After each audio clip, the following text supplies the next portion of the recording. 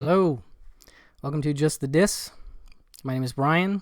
We talk about Blu-rays here, and by popular demand, you guys seem to enjoy my favorite Blu-rays of the year videos. I've done 2 so far. I wasn't going to do a third, but then I was just reminded of a few things that I still wanted to talk about, and a couple that I had just gotten, and I was like, I think I'm going to put together another group. But I'm going to go way faster this time, with a few exceptions. But let me start with this right here.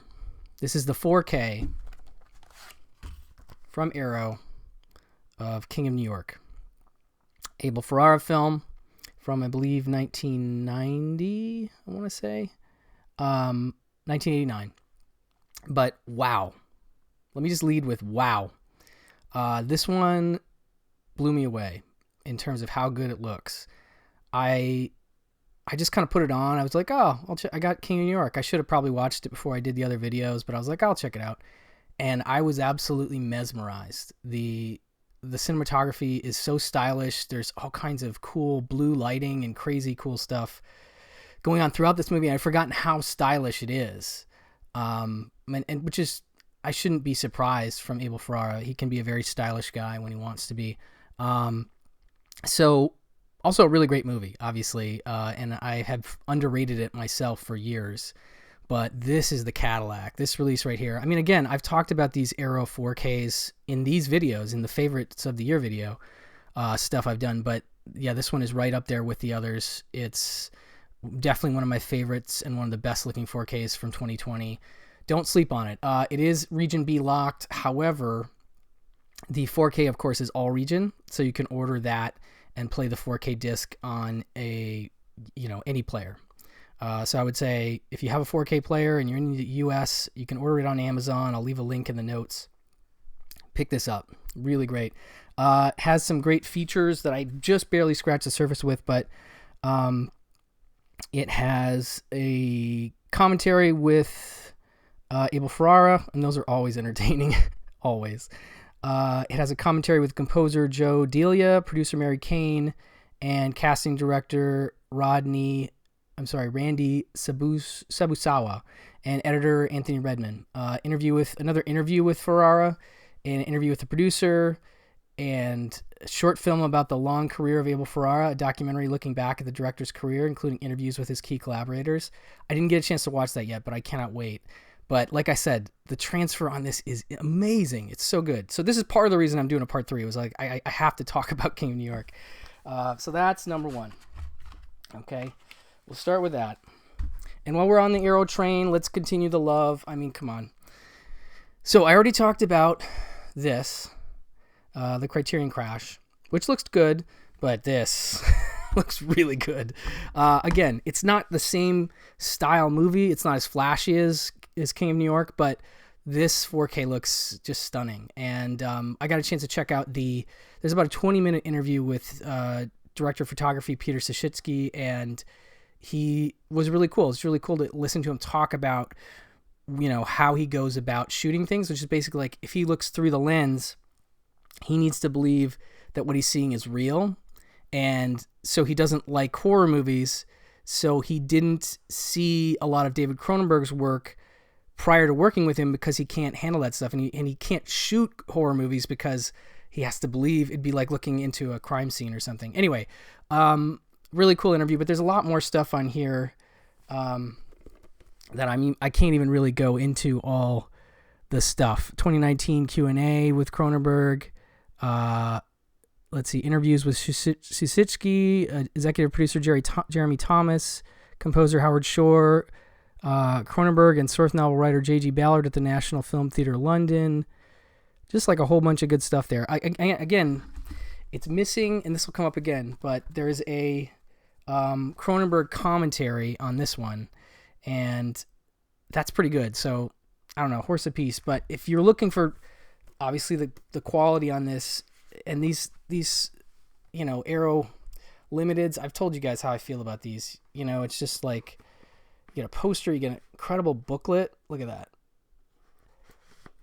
And it's just that great hard case. Anyway, I got these from Diabolic DVD. I think they'll be open in the beginning of January. They may not be up at the moment, but you can get them both through them, and I would recommend that. But both great, so I really had to champion both of those. While we're talking about 4Ks, let's just do a couple more. This one surprised me. Studio 4K from Paramount. Scorsese's film Shutter Island. I don't know if, it seems like there's people that are fans of this one. And I know that it's kind of a twisty movie, and once you know that, going into it may not be the same experience, but I really like this one. We did a Scorsese 3-parter on Pure Cinema, I want to say last year, 2019, and this was one of the ones that I kind of, not rediscovered, but I remembered liking it, but then I really liked it, and I still really like it, even knowing what's happening. But this 4K, Scorsese in 4K, I mean, come on. That's definitely something to look for. But I really enjoyed this one. It doesn't have much in the way of features. There's Behind the Shutters and Into the Lighthouse, a couple features. But it's more about the picture quality on this one, and it's really solid. So I recommend Shutter Island. And then I mentioned it, but I didn't show it before. And one more from the folks at Blue Underground. This is definitely one of their crowning achievements of the year as well. Daughters of Darkness, cult movie, female vampires at a beachside resort, sort of seducing a couple, and it looks amazing. It really looks really incredible. And so I hope we get to see more of the 4K train from Blue Underground in 2021, because along with Arrow, they're my two favorite 4K dealers, if you will. So really solid. I didn't want to go too deep into it. I talked about it before a little bit, but definitely recommended. And then we just got some regular movies here. One second. All right, let's start with this. From Shout Select, A Midnight Clear from 1992. Directed by Keith Gordon, actor-director Keith Gordon. I think maybe his best movie. He's done some good ones. Now, of course, I'm blanking on everything Keith Gordon ever directed. I know Night Mother and Waking the Dead, and he's done a few more. But this might be the one I like the most. It's sort of it's a World War II thing with this small battalion encountering a small group of German soldiers and them sort of having a meeting, if you will, coming together. And I'm not going to go too much further than that because I'd rather you guys see it. This cast is ridiculous. I mean, look at this. It's Pete Berg, Kevin Dillon, Ari Gross, Ethan Hawke, Gary Sinise, Frank Whaley, John C. McGinley. It's really an incredible cast. I think before a lot of them had broken, but it's a remarkable ensemble, a really, moving film, a film that I like a lot. Among, I think, my favorite World War II films, ultimately. And this has some new features on it, which is cool. It has a new look back at A Midnight Clear with Keith Gordon, Ethan Hawke, Frank Whaley, and Ari Gross. There's audio commentary by Keith Gordon and Ethan Hawke. Both of those are really solid. Deleted scenes with commentary by Keith Gordon and more. Keith Gordon's a filmmaker I really respect, and I like him. So I like that he's getting this kind of treatment, and that he was obviously involved in this release. So very solid stuff from Shout Factory Select. And then, I should show my shirt really quick. A little McConaughey. Anyway, I've had a few people ask about the shirts. Let's talk about this briefly. I talked about this in the first or second video I did for this channel, and I just had to bring it up. It's actually another reason I wanted to do part 3. Somebody mentioned it to me, and I was like, oh my God, how did I forget Reuben and Ed? This is one of my favorite cult films of all time. It's a very odd road movie. It is... It stars Crispin Glover and Howard Hessman. Howard Hessman is a divorced man who is trying to get his life back together. He's going to a seminar about selling real estate. It's basically a pyramid scheme. And he is assigned to go and get someone and bring them back to the seminar. And he finds Reuben, who has been assigned by his mother to go and find a friend. And so that's how they sort of meet. And then they bond over... the fact that Reuben has a dead cat in his refrigerator and he needs to bury it in the perfect place, and he wants Howard Hessman's character to help him. So they go on the road to bury the cat. It sounds strange. It is strange. But it's actually, like I said, it's just like a perfect cult movie, and they're just really fun together. They annoy each other, and I just love it. And it's a movie I never thought was going to see the light of Blu-ray, and I'm so happy it did. Unfortunately, there's no features. I would love to have a Trent Harris commentary, but I don't need to be greedy about it. But so glad this is on Blu-ray. So I had to bring this up among my favorite Blu-rays of the year. It definitely is. Oh, and by the way, this is a legit Blu-ray and not a BDR or anything like that. Some of these Sony stuff I think people think are burn on demand, but I think they're just assembled on demand, meaning they put the disc and the case together on demand, but they're not burned. So that's a real legit disc, and actually I'll follow that up with another one that I was happy to see get a Blu-ray. Just One of the Guys. A very fun movie, and also a legit Blu-ray, not a burn. And this is just like sort of an 80s gem, an 80s classic, you know. You've got Joyce Heiser trying to prove a theory she has about how men are treated versus how women are treated in terms of her writing. She's writing for the school paper, I think, and ends up sort of putting on this whole masquerade about being a dude and going to another school and seeing if she can take her essay or whatever she's written and put it out into the world as a guy and see if it's received differently. And she ends up meeting Clayton Rohner, and they sort of hit it off, and it's just a big thing. But super fun movie. I've always been a fan of this one. This one's got a filmmaker and cast commentary, which I don't think was available, because I don't know if this was on Made on Demand DVD maybe, so I think that's a new thing. But it's a fun track, so it does have a little bit of an extra to it, and I wanted to throw that into the mix. Moving right along. Let's do these next.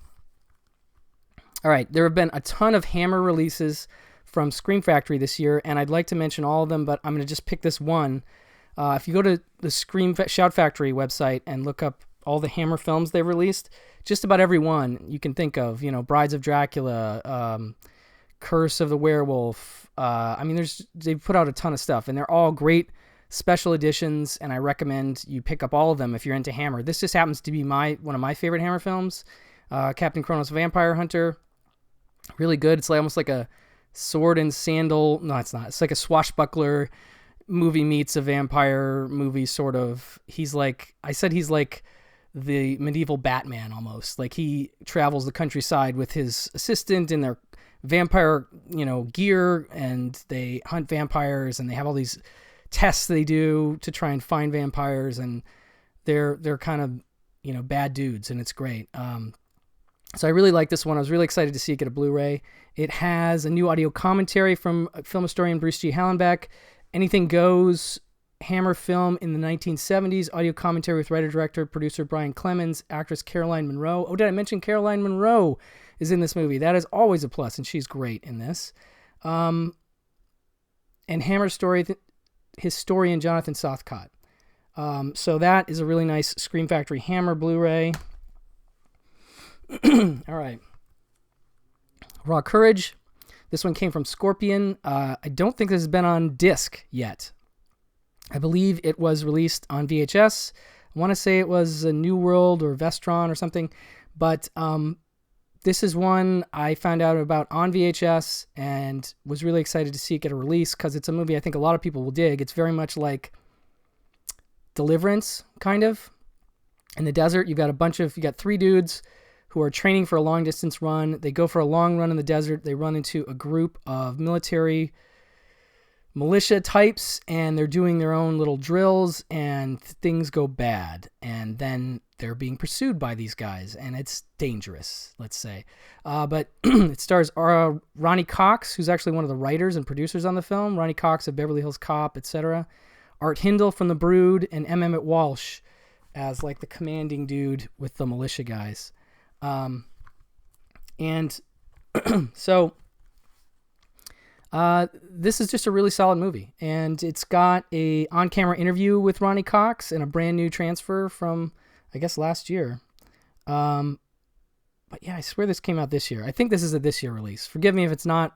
Buy it anyway. It's good stuff. So that's Raw Courage. And then I've got a couple more from Imprint. These guys are ones to watch definitely for this year and next year. They've already got some cool stuff lined up for 2021. But this is the first release of Hard 8, Paul Thomas Anderson's Hard 8 on Blu-ray. It is region unlocked. This is what the disc looks like, which I think is pretty cool. It has all the features from the DVD, which was a pretty decent amount of features. Audio commentary with PTA and actor Philip Baker Hall. Another one with PTA, Philip Baker Hall, Michelle Satter, and from the Sundance Film Festival, and various crew members. Deleted scene and Sundance Institute Filmmaker Lab scenes. And it looks pretty good. You know, I don't think it's a brand new master, but I think this master looks pretty good. And it's great to have this on Blu-ray. I think you can get it from importcds.com. Maybe actually Diabolic DVD might be getting this as well. So definitely check there first. So that's one more from them. And then I really am just a big fan of this one, The Winslow Boy from David Mamet, a movie from 1999 that he did about a well-to-do family whose youngest boy is at a boarding academy and he gets accused of stealing some money from another kid. And it becomes a thing where the dad has to lay everything down and get a great barrister played by Jeremy Northam there to defend the kid. And then it becomes a question of did the kid do it or not? And it's enthralling. And then Rebecca Pidgeon is in it. She's of course David Mamet's wife. And this is my favorite performance of hers. I think she's really good with Jeremy Northam. And it's just it's like a legal thing sort of, but it's also a period thing. And I don't know. I just really dig this movie. And I feel like it flew under the radar for a lot of people for years. And I'm just glad it's got a Blu-ray. It's got an audio commentary from David Mamet and cast members Jeremy Northam, Nigel Hawthorne, and Rebecca Pidgeon, and a making of featurette. I think those are from the DVD. All right. What's next here? Let's do this. I talked about this in my classic comedy video, but I just want to recommend it again. The definitive restorations from Laurel and Hardy. This is new 2K and 4K digital restorations from the original 35mm sources, and it has, I think, 2 features and a bunch of shorts. So you get Sons of the Desert, which is one of my favorites, if not my favorite Laurel and Hardy movie. That's great.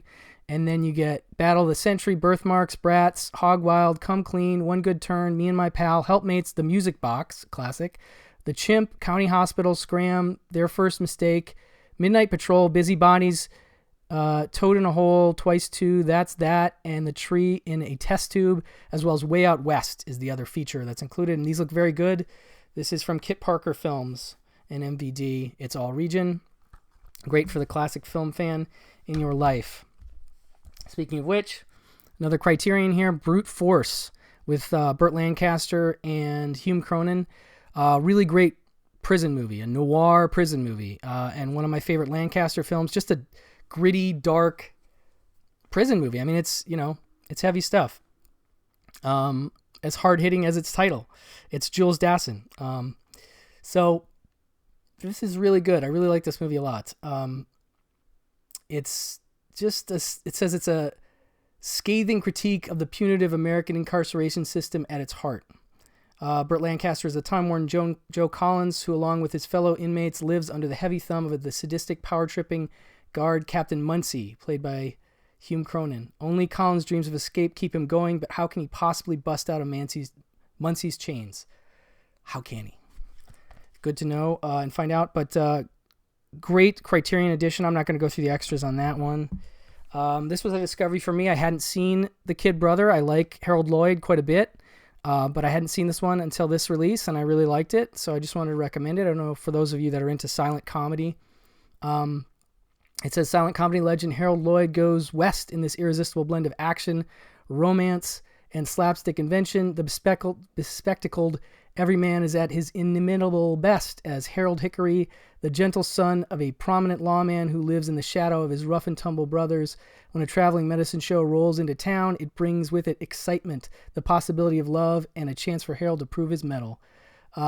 So it's just kind of like Kid Brother makes good kind of thing. Kid Brother is a joke, and then he saves the day, sort of, in his own comic way. But it's a lot of fun. A lot of great Harold Lloyd gags. He is, to me, along with Buster Keaton, one of the great, I mean, of course, Chaplin, one of the great guys that just coming up with gags, to put in his movies. So that's really good. Let's see here. Let's do this next. These Vestron titles, both of these were super cheap when they came out. They were sort of the resurrection of the Vestron Entertainment line, and they're both very good. Good-looking transfers, and I think they're still pretty cheap. So I'd recommend getting back into Vestron if you stepped out or starting. This has an audio commentary, interviews. They've got Howie Mandel. They didn't get Fred Savage, I don't think, for this, but this is a very cute sort of cult movie from the late 80s, and I really like it. So I'm a fan of that one. And then this is another case, as I mentioned before, of having a Cronenberg commentary. The Arrow release of this, which I have, does not have that track, and this one does.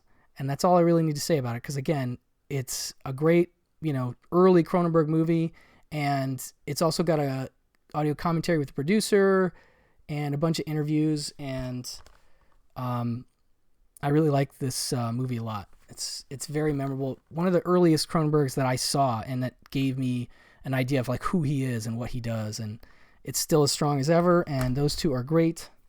Let's see here. I'm going to throw a new film in the mix.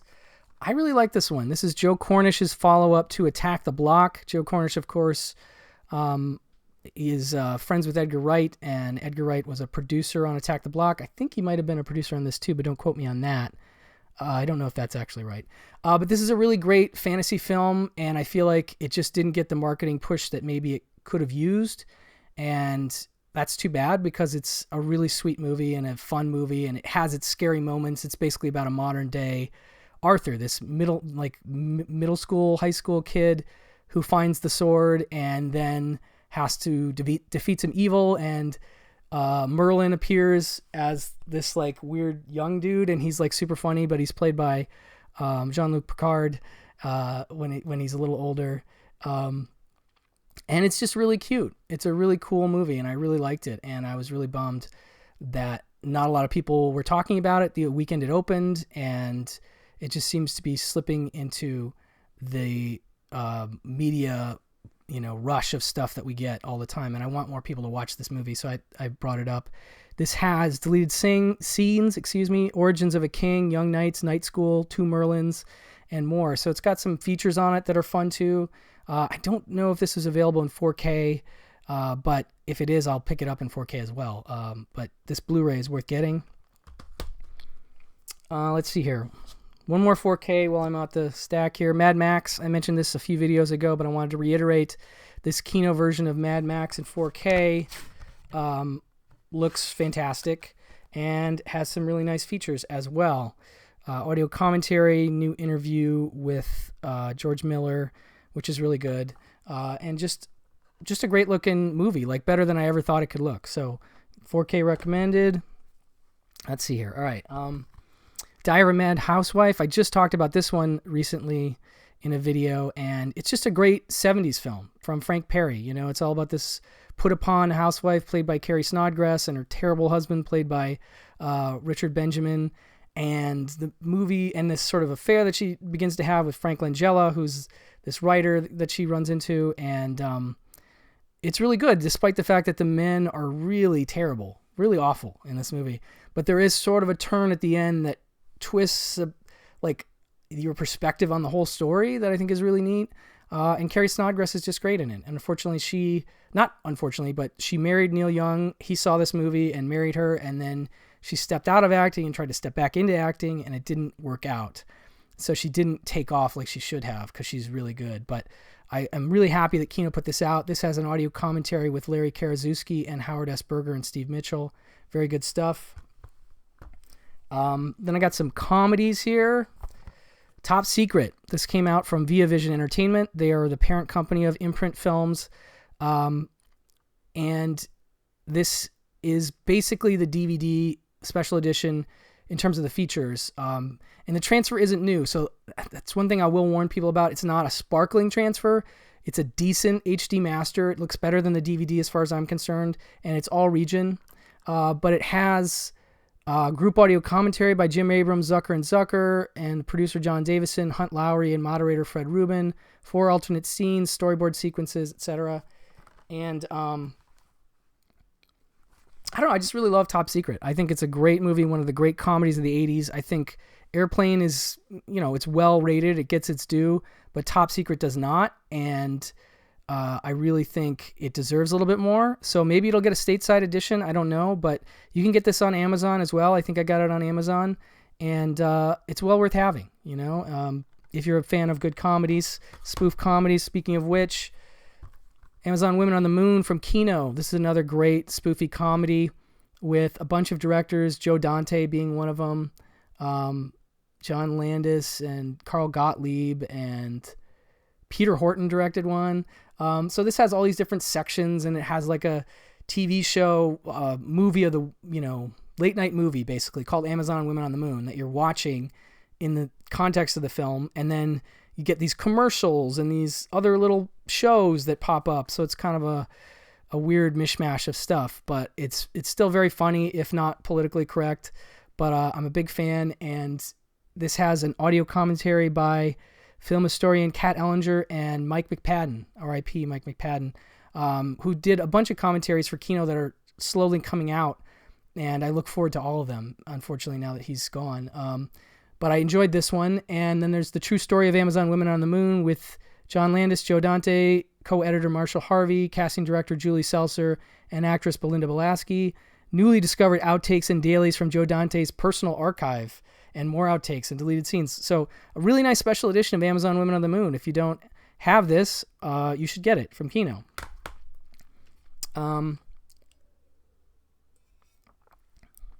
Okay, let's do this.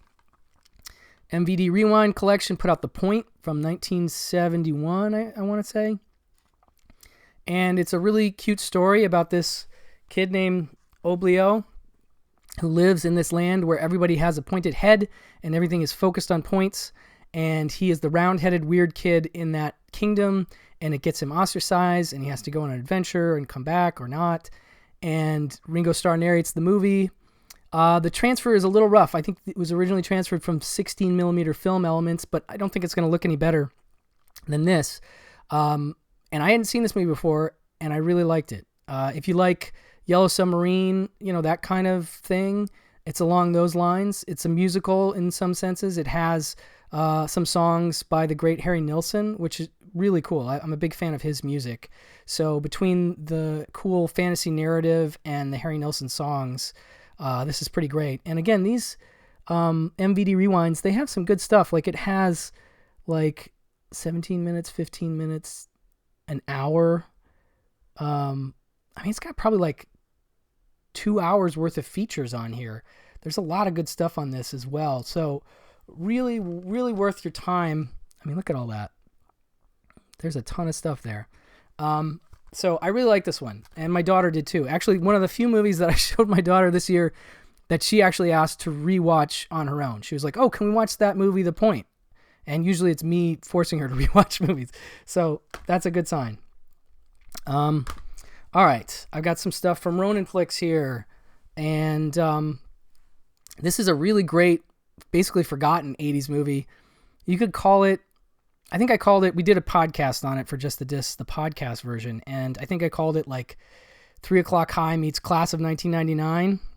It's basically about Adam Baldwin plays a dude who was in a gang called the Cobras, and he walks away when they do something he doesn't like, and then he is at odds with them, and then there's a point when the school gets raided and there's a drug bust, and he ends up sort of not covering up for them, basically not taking drugs from them to have as his own, to make it look like he brought the drugs. And the main guy from the Cobras goes to jail, and he gets out, and he comes back, and it's a showdown, folks. And it's really good. I really like this movie a lot. It has Deborah Foreman from Valley Girl, etc.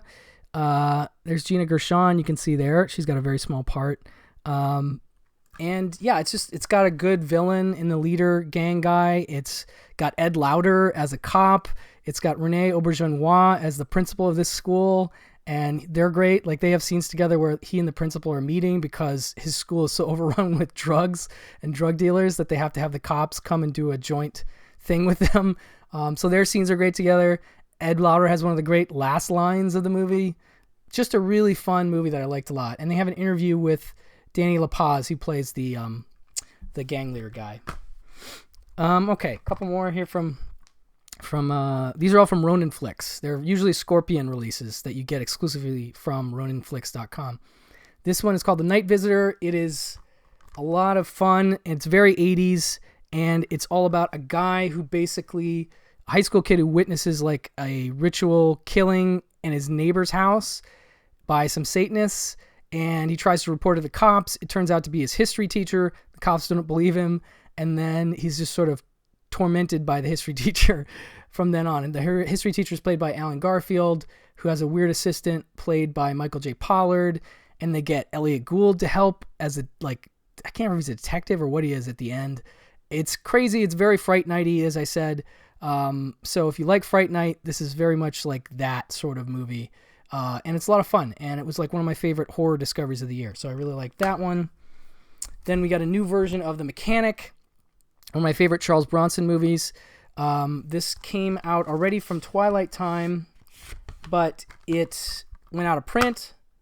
Oh, and there is alternate artwork here, which I should probably flip because I actually like that artwork better. But so this is I don't think this is a new transfer even though. This is maybe for folks that didn't, oh no, here we go. Brand new transfer, my bad. Brand new 2K scan from the Inner Positive, brand new interview with writer Louis John Carlino, brand new audio commentary with author Paul Talbot. I love Paul Talbot. He wrote 2 books on Bronson. Bronson is Loose and Bronson is Loose Again. Both good books. He did commentary on Death Wish 3, which I talked about in part 2. So I like him. So I can't wait to hear his commentary on this, and I still haven't heard it. And it has an audio commentary with cinematographer Richard H. Klein, moderated by Nick Redman. So that was on the Twilight Time Blu-ray. They transferred that over. So one of the best, Charles Bronson as a hitman, training Jan Michael Vincent to be a hitman, and really good stuff. I really like that one a lot. Directed by Michael Winner, same as Death Wish 3. We also got a new version of Lone Wolf McQuade, which only had a cheap Studio MGM version prior to this. And this one is a new 2K scan from the original Inner Positive. Brand new audio commentary with director Steve Carver, stars Robert Beltran, LQ Jones, producer Yoram Ben Arni, moderated by C. Courtney Joyner, and brand new on-camera interviews with Leon Isaac Kennedy, LQ Jones, Robert Beltran, and producer Yoram Ben Ami. So kind of a stacked special edition of Lone Wolf McQuade, which is one of my favorite Chuck Norris movies. David Carradine versus Chuck Norris. If you haven't seen this one, you got to check it out. Really good stuff. Definitely one of his best. There's even a part where a truck gets buried in... Okay, I'm not going to tell you about that part, but watch the movie. It's good. All right, just a few more here. Another label that emerged this year, sort of in partnership with Diabolic DVD, is Cauldron Films. And they did a great job with a couple releases. They put out a movie called Abracadabra, and then this, which is a 1989 film from Sergio Martino, which is kind of like a Big Trouble in Little China light, kind of soft, not softcore, but a little sexier. And because it says after a stripper tricks him into filming a sex tape, Scott Edwards, played by Olympic gold medalist Mitch Gaylord, a Miami rickshaw runner, becomes embroiled in the murder of an evangelist's son when he inadvertently takes the wrong videotape. With the help of the stripper and an Asian witch, Edwards sets out to clear his name while avoiding the assassin dead set on retrieving the tape. So it's a pretty crazy, wacky, action movie thing, but it's very much like a cult item, and it looks good. This is a 2K restoration. It's got interviews with Sergio Martino and the production designer, commentary with Sam Deegan and Kat Ellinger, always welcome, projection booth podcast discussion, then and now footage. It's just a really nice special feature. So a special feature loaded disc. Keep an eye on Cauldron Films. You can buy their stuff through Diabolic and through their own website. They have 2 new films coming out in 2021, the end of January, I think, and I'm excited about both of those. So hats off to Cauldron Films being one of the new kids on the block in 2020. All right, real quick, couple more. I'm almost done. Insect. This is from Dark Force Entertainment. I'm not always a fan of what they do, but this is one release I couldn't pass up. Blue Monkey, aka, and it's just a great creature feature. Basically about this insect thing that gets loose in a hospital, and it's crazy. But it has like a really good cast. Steve Railsback is like sort of the head of the cast. John Vernon has a small part. And Joe Flaherty actually is funny. I mean, he's not, I feel like, I want to say, is he funny in this? I can't remember if he's funny, but there's a guy named, oh shit, I'm not going to remember his name. Lake, I think his name is. And he normally plays, you see him there, he's in like some of the Christopher Guest movies, and he normally plays like, silly roles, but he's actually dead serious in this. He's like a scientist, and he's really good. But this movie really surprised me. It starts out as sort of like an infection, kind of outbreak kind of thing, and then it turns into a creature feature monster movie in a hospital, and I really dug it. Another of my favorite discoveries of the year. And then one more single. This is Bob Clark's Murder by Decree. I think a little known film from Bob Clark, who of course did Black Christmas and A Christmas Story, among other things, Death Dream. And this is really great. I remember this is one that I think Quentin Tarantino bought on Laserdisc from the video store I worked at back in the early 2000s. And I was like, what is that movie? And it's super fun because it's like Jack the Ripper against Sherlock Holmes. And Sherlock Holmes is played by Christopher Plummer. James Mason plays Watson. David Hemmings is in it. Donald Sutherland plays a weird psychic guy that helps out. And Jean-Pierre Bugeaud is in there as well. So really solid movie. This had come out on DVD from Anchor Bay, so we have the commentary from the late Bob Clark on here, which is great. And then we have new commentary with film historians Howard S. Berger and Steve Mitchell. And it's just a really good, late 70s, gritty. It's PG rated, but it's still pretty gritty for a Sherlock Holmes film. And I like this Christopher Plummer, James Mason pairing as Sherlock Holmes and Watson. And then two more quick ones here. This Audie Murphy collection box set from Kino has 3 movies in it. Duel at Silver Creek, Ride a Crooked Trail, and No Name on the Bullet. The one I'm most into is No Name on the Bullet. That is a Joe Dante favorite. If you look up on Trailers from Hell, you can see that he talked about this movie as a favorite of his. And it's great. It's from Jack Arnold, who did The Creature from Black Lagoon and stuff. But it says that it's basically like Audie Murphy comes to town, and there's a bunch of people that have done bad stuff that he could be in town to kill, i.e. their name is on the bullet that he's going to shoot. And it's this great tense, town thing where it's like, who has he come to get kind of thing. But let's see here. If it says, when hired killer John Gant Murphy rides into town, no one is sure whose name is on his bullet. Several townsfolk, knowing they have enemies, and each believe the professional assassin is there to kill them. While they wait for him to make his move, paranoia starts taking over this exciting story of payback on the wide open plains. Beautifully shot in CinemaScope. So that movie alone is worth getting this set for, I think. And also it has a commentary from filmmakers Steve Mitchell and Gary Garani, which I didn't get a chance to check out, but I want to. And then last, another one from Kino. This is the Buck Rogers Complete Collection. This includes not only Buck Rogers in the 25th Century, the movie, which I've talked about on the channel before, which has commentary and everything, but it also includes Season 1 and Season 2 of Buck Rogers, the TV show, which I'm a big fan of and which I didn't get to dig all the way into, but between the movie and those episodes, this is a really solid disc. I mean, even the episodes have there's an audio commentary on a couple of them, and it's really solid. I really like this set a lot. I just feel like that's another one that could slip under people's radars if you don't mention it. So Buck Rogers Complete Collection, and that's it. I did it faster this time. Hopefully not too fast, but I'll leave links to all these down below. thumbs up and subscribe if you like these. This is probably the last favorites video I'll do. I'm sorry I can't do more than 3, but hopefully there's more stuff in here that's of interest. Definitely get that King of New York. I can't recommend that highly enough. Anyway, thank you guys so much for everything, for your comments, and for watching these. It means a lot to me. I'll talk to you soon.